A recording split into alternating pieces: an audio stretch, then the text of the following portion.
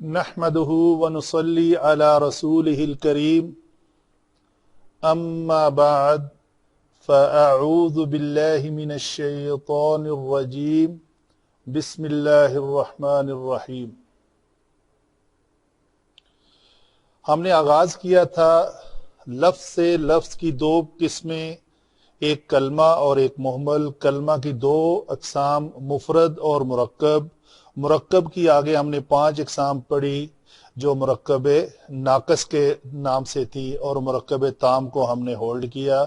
اور مرکب ناقص میں جو ہم نے 5 اقسام پڑھی تھی اس کے اندر ہم نے اسم کو جانا کہ ایک اسم کا دوسرے اسم کے ساتھ جو تعلق ہے وہ قائم ہو جائے تو وہ مرکب اضافی کہلاتا ہے۔ اس میں اشارہ کو کسی دوسرے اسم کی طرف اکٹھا کر لیا جائے تو وہ مرکب اشاری بن جاتا ہے۔ اسی طرح دو اسماء کے درمیان حرف عطف آ جائے تو وہ عدی بن جاتا ہے۔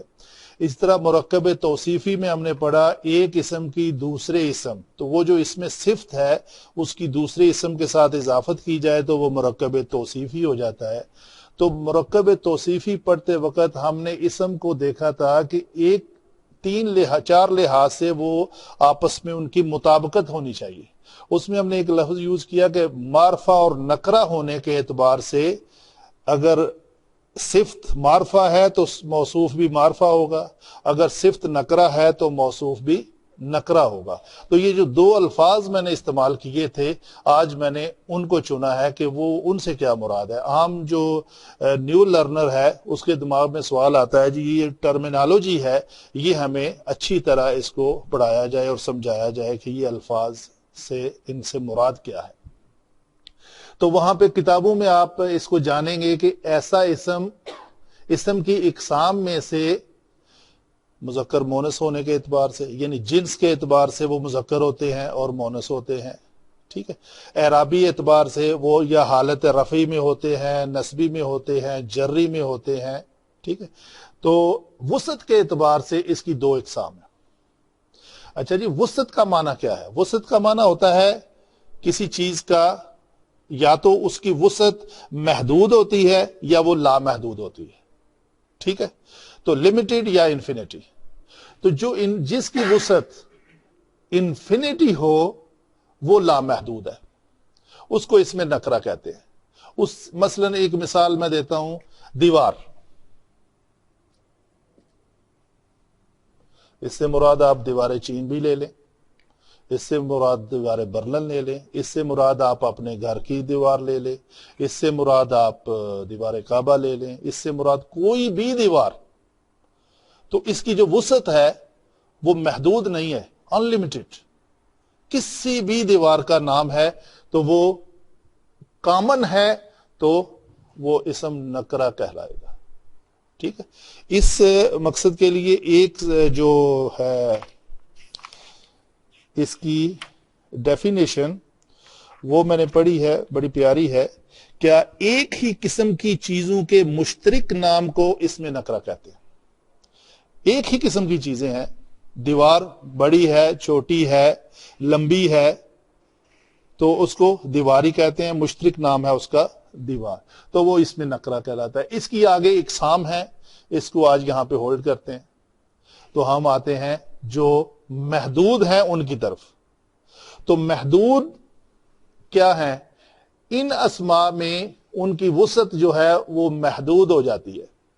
اگر ان میں سے اگر اس میں اشارہ ہے تو اس میں اشارہ ایک ہے جو مذکر کے لیے استعمال ہوگا، تو وہ حاضہ ہے، اس کا استعمال کسی چیز کی طرف اشارہ کرنے کے لیے ہی استعمال ہوگا، اس کے علاوہ کہیں استعمال نہیں ہوگا۔ ہم اس کو کسی کو بلانے کے لیے نہیں استعمال کر سکتے، تو وسعت اس کی محدود ہو گئی کہ اس کو کسی ایک مقصد کے لیے ہی استعمال کرنا ہے۔ تو جن کی وسعت محدود ہے وہ اسماء معرفہ کہلاتے ہیں۔ یہ ہوئی اس کی جو لفظ وسعت آپ کتاب میں پڑھتے ہیں نا، تو وسعت کی پیچھے بیک گراؤنڈ کیا ہے، اس کا تعلق کیا ہے معرفہ اور نکرہ ہونے کے اعتبار سے۔ اچھا جی، اس کی اقسام ہم نے جانی کہ یہ ٹوٹل 7 اقسام ہے جی۔ اس کی کثرت سے تمہاری ساری بک جو ہے نا وہ انہی 7 پہ ہی اکتفا کرتی ہے۔ سب سے پہلا جملہ لکھا ہوا ہے اسم معرف باللام. معرف باللام کے لیے مثلا میں ایک لفظ یوز کرتا ہوں. ایک یہ لفظ ہے الہ، یہ نکرہ ہے،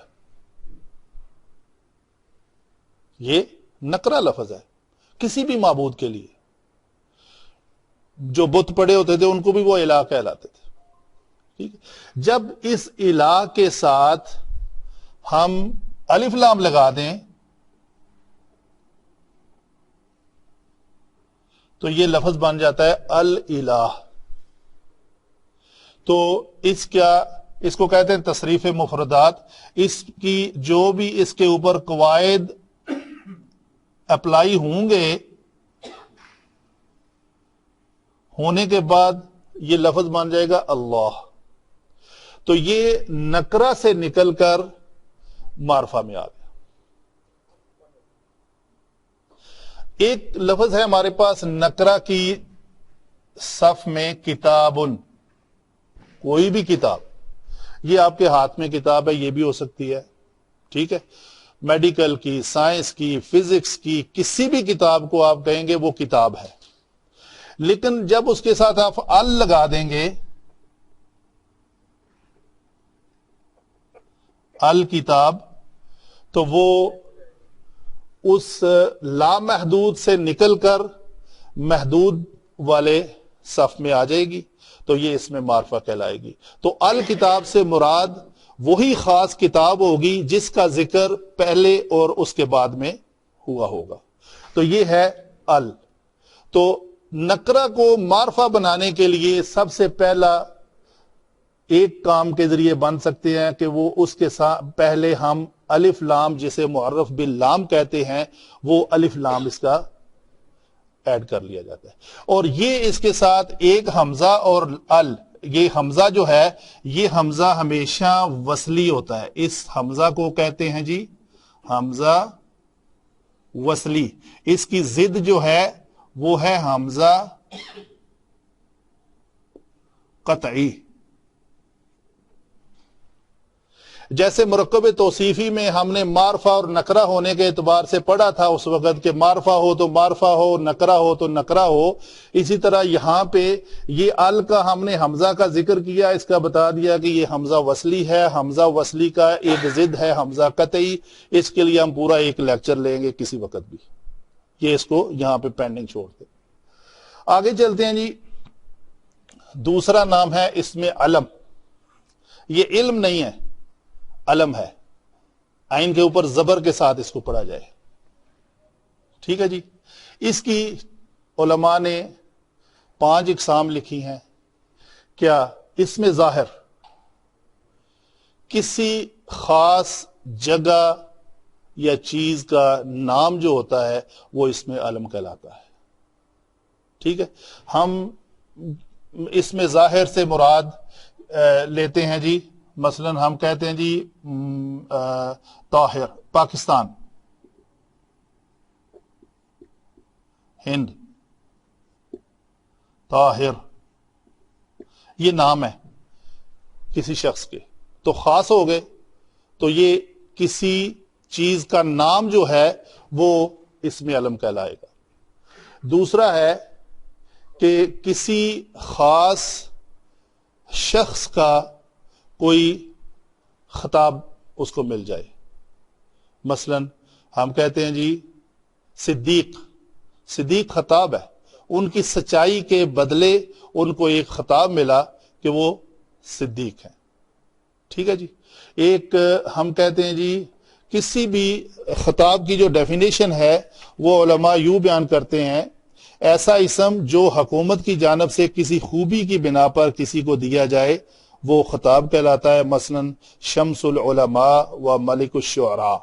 تو شعراء کا جو بادشاہ ہوتا ہے اس کو مطلب اس کی شاعری کے سبب اس کو تمغہ دیا جائے، بتایا جائے یہ جی ملک الشعراء ہے، تو اس کا ملک جو ہے وہ اس کا خطاب کہلاتا ہے. جی سر بھی دیتے ہیں بالکل. اسی طرح لقب جو ہے، سوری میں نے بولا لقب تھا، خطاب کی ڈیفینیشن بتا دی. ٹھیک ہے جی. یہ خطاب کی ڈیفینیشن میں نے بتائی ابھی. لقب کی جو ڈیفینیشن ہے وہ یہ ہے کہ ایسا اسم جو لوگوں کی جانب سے کسی نمایاں خوبی یا مقام کی بنا پر کسی کو دیا جائے وہ لقب کہلاتا ہے. وہ تھا حکومت کی جانب سے اگر کوئی نام ملے تو وہ خطاب کہلاتا ہے. تو وہ تھا جیسے سر آپ نے کہا یا ملک الشعراء وہ کہا. تو جو لقب ہے وہ لوگوں کی جانب سے ملتا ہے. وہ جیسے ہے سید الانبیاء، ملک العلماء، سراج الامت. یہ الفاظ ایگزامپل میں لکھے ہوئے ہیں. اس کے بعد ہے جی اس میں نسبت. اس میں نسبت ایسا اسم ہوتا ہے جو کسی خاص جگہ کے اعتبار سے، علاقے کی اعتبار سے وہ دیا جاتا ہے، وہ نام لیا جاتا ہے. مثلا مدنی، مدنیون، یہ اس میں نسبت ہے تو یہ معرفہ ہوگا. اچھا تخلص کیا ہے جی؟ تخلص کی ڈیفینیشن مثلا اس سے پاکستانی، کویتی، گجراتی یہ سارے اسماء نسبتی ہوں گے. تخلص وہ ہے ایسا اسم جو شاعر لوگ عام طور پر اپنے نام کے ساتھ اضافی لگا لیتے ہیں. جیسے اسد اللہ خان غالب، تو غالب ان کا تخلص تھا، مرزا اسد اللہ غالب. اسی طرح مسکین حجازی، انہوں نے حجازی اپنا تخلص. حافظ اسد اللہ شیرازی، تو ہے شیرازی ایک طرف سے وہ نسبتی بھی ہے کہ اٹ سیلف اگر اکیلا شیرازی ہو تو وہ اس میں نسبت میں آئے گا، لیکن اگر انہوں نے اپنے نام کے ساتھ ایز اے تخلص لگایا ہوا ہے تو وہ شیرازی ہوگا. تو یہ ہوئی اس میں علم کی کچھ اقسام. جی انہوں نے میر لفظ جو ہے وہ اپنا تخلص لگایا ہوا. اس کے بعد آگے والا جو ٹاپک ہے اس کے لیے ہم اپنا لیکچر نمبر 6 بڑی تفصیل سے لے چکے ہیں، اس کو یہاں پہ بیان کرنے کی ضرورت نہیں ہے. اسماء اشارہ، ہاذا، ہاذانی، ہاؤلائی، ہاذیہی، ہاتانی، ہاؤلائی، یہ اسماء اشارہ قریب تھے. اور بعید کون سے ہیں جی؟ ذالکا، زانکا، اولائکا، تلکا، تانکا، اولائکا. تو اس میں ہم نے تا کو علیحدہ بتایا کیا ہے، لام کیا ہے، کاف کیا ہے، تو بڑی تفصیل سے اس کے اوپر ہم بات کر چکے ہیں. جس کو اس کے بارے میں کچھ معلومات چاہیے ہوں تو وہ لیکچر نمبر 6 میں جا سکتا ہے اسی قسم کے. اس میں ضمیر، یہ ٹاپک لمبا ہے، اس کو ہم علیحدہ سے لیں گے. اس لیکچر میں اس کو سکپ کر رہا ہوں، ابھی ہم انشاءاللہ لیں گے. آگے ہے جی منادا. اس میں منادا وہ اسم ہوتا ہے جو حرف ندا کے بعد آئے. حرف ندا کے ذریعے منادا کو پکارا جاتا ہے. منادا ہے کیا اصل میں؟ جیسے یہ لفظ نون دال یا سے ہے، نادا یا ندا، نادا یا ینادی یو، منادی ندا دینے والا، منادا جس کو ندا دی جائے، تو یہ اسم المفعول ہے. تو حرف ندا کے ذریعے اسم المفعول کو پکارا جاتا ہے کہ یا اخت ہارون، یا موسیٰ، ٹھیک ہے، یا ابلیس. یہ یا کے ذریعے ان اسماء کو پکارا جاتا ہے کہ وہ منادا کہلاتے ہیں. اس کی دو ایک ایگزامپل ہیں میرے پاس، میں ان کو بیان کرتا ہوں اس ٹاپک کے اندر. وہ کیا ہے جی؟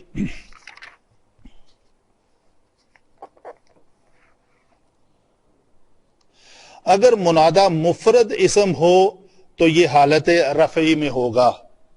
مثلا ہم کہتے ہیں جی یا ابنو، سوری ولد لے لیتے ہیں، یا ولدو، ٹھیک ہے جی. یہ اکیلا اسم آیا ہے، اس سے پہلے یا آ گیا ہے تو ہم اس کو واحد لیں گے. اگر لفظ ہے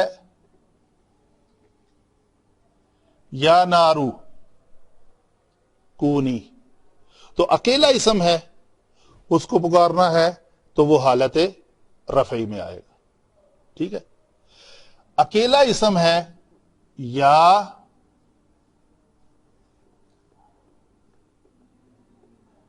بنینا،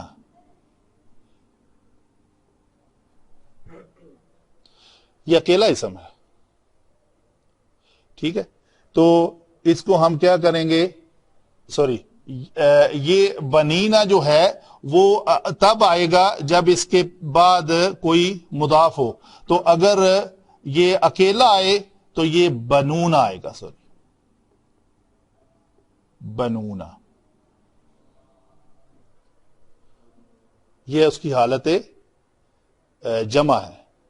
تو اگر ہم کہیں صاحب ایک ہے, صاحبو یا صاحبانی, دو صاحب ہیں تو ہم اس کو بانے پڑھیں گے, اس کو بینے یا بینا نہیں کریں گے, بینا نہیں کریں گے.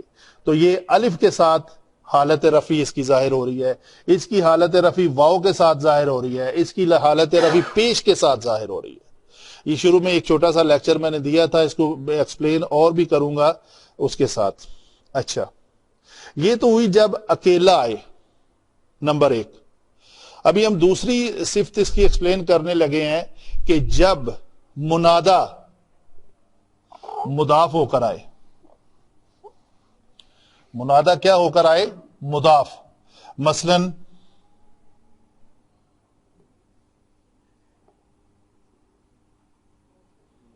ہم کہتے ہیں جی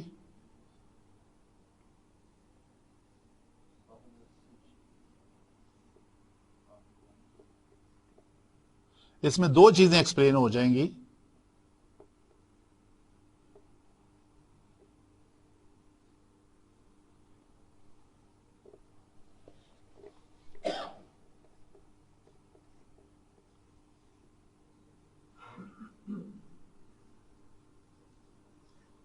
بڑا مزیدار ٹاپک ہے یہ.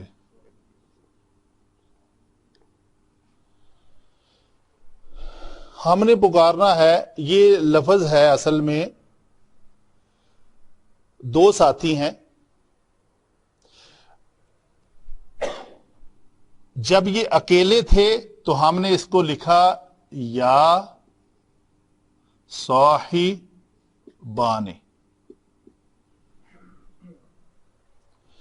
اکیلا لفظ ہے, یا کے بعد منادا ہے تو اس کو ہم نے کہا یا صاحبان.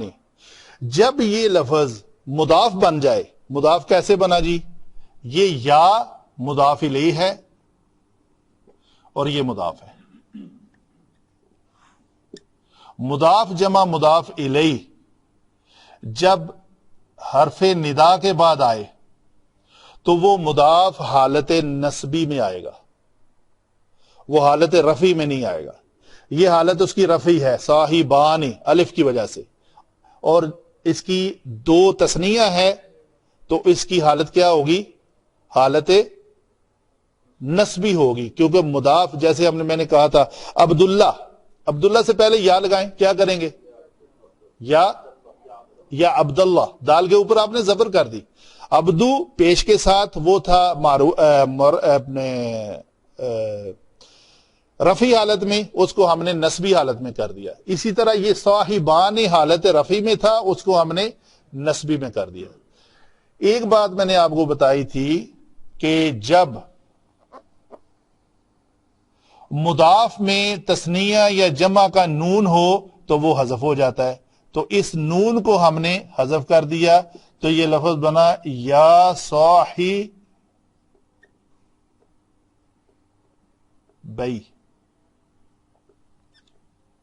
جمع یا. قاعدہ تھا مضاف مضاف الیہ میں جب مضاف میں اگر تثنیہ یا جمع کا نون آ جائے تو وہ حذف ہو جاتا ہے. ٹھیک ہے جی. آگے کیا ہے, یہاں پہ یہ جو اصل لفظ ہے ہمارا جو قرآن میں مستعمل ہے وہ کیسے ہے جی؟ یا صاحب یس سجن, یا کے نیچے کسرہ ہے. اچھا, قانون یہ ہے کہ اس کو میں یہاں پہ ہولڈ کر کے ایک تیسرا قانون آپ کو بتانے لگا ہوں, وہ ہے یا قوم یہ. ٹھیک ہے جی. تو یہ کیا اصل میں یہ مضاف اور مضاف الیہ ہے. میری قوم، قوم یہ، تو جب مضاف جو ہے وہ منادہ بن جائے تو ہم نے اس کو می کی وجہ سے زبر سے لکھا تھا، لیکن اس یا کی ڈیمانڈ ہے کہ اس سے پہلے کیا ہونا چاہیے؟ زیر، تو ہم نے اس کو زیر کر دی. اور کسی منادہ، جو منادہ کسی یا کی طرف مضاف ہو اس یا کو حذف کر دیا جاتا ہے. تو کیا لکھا ہوا ہے قرآن پاک میں؟ یا قومی. ایک لفظ ہے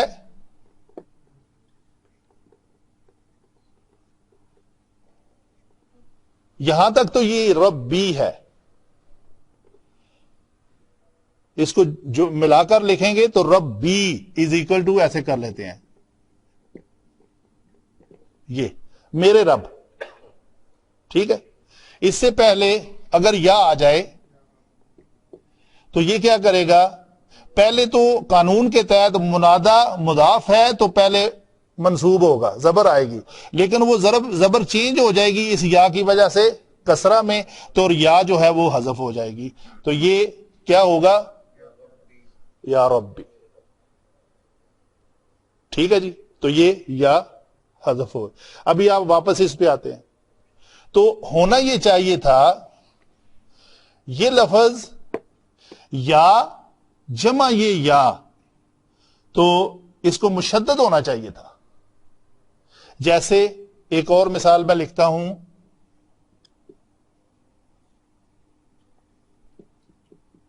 یا بنون، یا. اس کو سمجھانے کے لیے یہ مثال ضروری ہے. کیا ہوگا یہاں پہ؟ بنون لفظ جو ہے، بنون، بنون لفظ جو ہے وہ کیا بنا؟ یہاں پہ مضاف بنا ہوا ہے، تو بنون کو کیا کریں گے پہلے؟ بنین. ٹھیک ہے جی، تو بنین ہو کر اس کی نون جو ہے وہ حذف ہو جائے گی چونکہ مضاف ہے. تو یہ یا جو ہے یہ ساکن ہے، تو یہ لفظ کیا بنے گا؟ یا بنیہ. یا سوری، اس میں بالکل صحیح ہے، یا بنی یا. اگر مضاف اور مضاف الیہ ہے اور یہ منادہ ہے تو یہ یا جو ہے وہ حذف ہو جائے گی. تو یہ کیا بنے گا؟ یا بنی اسرائیل.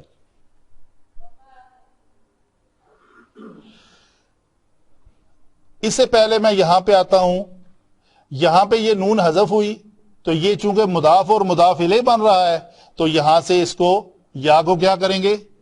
حذف کر دیں گے. تو یہ صاحبی یا سجنی یہ لفظ بن جائے گا. تو گویا یہاں پہ ہم نے ایکسپلین کیا کہ منادہ اگر مضاف ہو تو وہ حالت نصبی میں آتا ہے، منادہ اگر یا کی طرف مضاف ہو تو اس کی یا جو ہے وہ حذف ہو جاتی ہے. یہ ایک دو باتیں ایکسپلین ہوئی. اگر جی ایک جب وہ لکھتے ہیں عربی میں نمبرز کو ورڈز میں لکھتے ہیں تو پھر وہ لکھتے ہیں کہ 2000 تو الفی دینار، جی تو یہاں پہ تو منادہ والا کوئی کام نہیں، وہ ضروری نہیں ہے منادہ، لیکن اس کا نون حذف ہو جاتا ہے. مثلا کوئی بھی وہ کس کے ساتھ، وہ جو لفظ ہے عددی وہ کسی مضاف الیہ کی طرف مضاف ہوگا تو وہ یا حذف ہو جائے گی. مثلا ایک جنرل ایگزامپل دیتا ہوں آپ کے سوال کے. ایک لفظ ہے مستشارون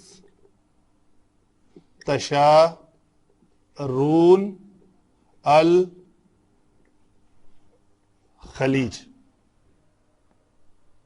ٹھیک ہے، جب آپ اس کا نام پڑھے کہیں پڑھیں گے لکھا ہوا تو آپ یہ کسرہ کریں، یہ حالت رفع میں ہے، اس کا جمع کا نون ہے، یہ نون حذف ہو جائے گا.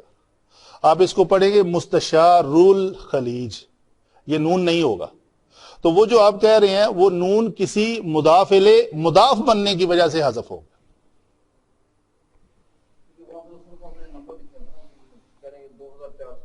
جی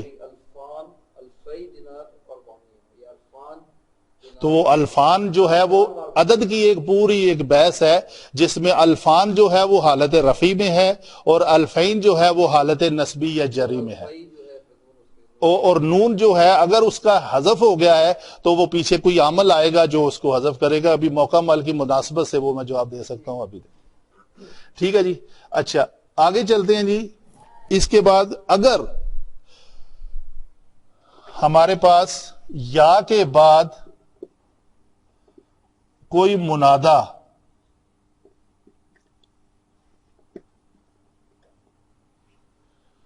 الف لام کے ساتھ آئے تو اس کے بیچ میں ایوہا کا اضافہ کرتے ہیں.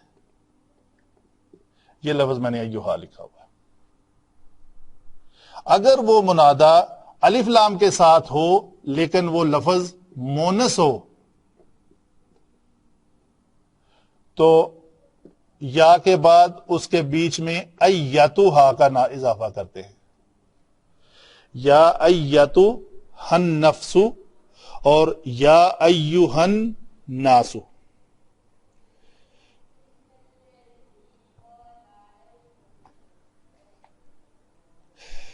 ایک اور بات ہے کہ منادا اگر کسی یا واحد متکلم کی طرف ضمیر کی طرف مضاف ہو تو اس یا کو تا سے بدل کر بھی لکھا جاتا ہے.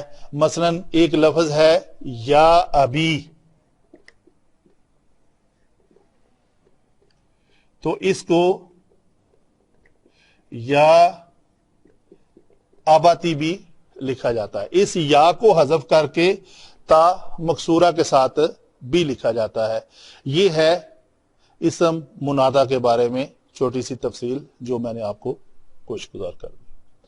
اس سے آگے چلتے ہیں جی. اسم موصولہ. اسم موصولہ واحد، تثنیہ اور جمع معروف ہیں، اس کے اوپر اتنی ڈیٹیل میں جانے کی ضرورت نہیں ہے. مذکر کے لیے اور مونس کے لیے کیا ہے؟ اللتی، اللتانی، اللاتی یا اللائی. یہ مبنی ہوتے ہیں، یہ بھی مبنی ہوتے ہیں، لیکن یہ مورب ہے. ابھی مورب اور مبنی، یہ حمزہ وصلی اور قطعی کی طرح مورب اور مبنی کے اوپر بھی ایک پورا لیکچر ہوگا. یہ لفظ میں نے یہاں پہ ایکسپلین کیا. تو یہ الفاظ جو تثنیہ والے ہوتے ہیں یہ اللہ زانی اور اللہ زینی بھی ہو جاتے ہیں. یہ اللہ زی ہی رہے گا چاہے وہ حالت رفع میں آئے، جری میں آئے اور نسبی میں آئے. اللہ تی بھی یہی رہے گا. اور یہ جو ہے اللہ تانی اور حالت نسبی اور جری میں اللہ تعینی ہو جائے گا. اس کے بعد من اور ما. من جو ہے وہ بھی اس میں موصولہ کے طور پر استعمال ہوتا ہے لیکن کسی عاقل کے لیے. اگر وہ غیر عاقل ہو تو اس کے لیے ماں استعمال ہوتا ہے، اور یہ ماں بھی موصولہ استعمال ہو سکتا ہے. ماں کی ٹوٹل 10 اقسام ہیں، ان 10 میں سے ایک ماں جو ہے وہ ماں موصولہ بھی ہے. 10 11 12 بھی لکھتے ہیں علماء. ایو جو ہے یہ ایٹ اے ٹائم یہ عاقل کے لیے بھی اور غیر عاقل دونوں کے لیے استعمال ہو سکتا ہے. عاقل جمع غیر عاقل، یہ بھی اسماء موصولہ کی جگہ پہ استعمال ہو سکتا ہے، چاہے وہ عاقل کے لیے آئے چاہے غیر عاقل کے لیے آئے. تو ایو جب اس میں موصولہ کے طور پر استعمال ہوگا تو اس کی کوئی بندش نہیں ہے. یہ واحد، تثنیہ، جمع، مذکر اور مونس ہونے کے اعتبار سے یہ تینوں جو اسماء موصولہ ہیں وہ وہی رہیں گے. ما تثنیہ ہے تو ما ہی رہے گا، جمع ہے تو ما ہی رہے گا، من بھی اسی طرح اور ایو بھی اسی طرح. لیکن یہاں پہ اگر مذکر ہے تو اللہ زی ہوگا، مونس ہے تو اللہ تی ہوگا. مذکر تثنیہ، مونس تثنیہ، مذکر جمع، مونس جمع، یہ اپنے عدد کے اعتبار سے استعمال ہوں گے. لیکن یہاں پہ من کا کوئی تثنیہ نہیں ہے. من چاہے تثنیہ کے ساتھ آئے، چاہے جمع کے ساتھ آئے، چاہے واحد کے ساتھ آئے تو وہ من ہی رہے گا. جی آگے ایک ہے لاسٹ جو مضاف الی المعرفہ ہے. یہ کیا ہے جی؟ مثلا ہم کہتے ہیں جی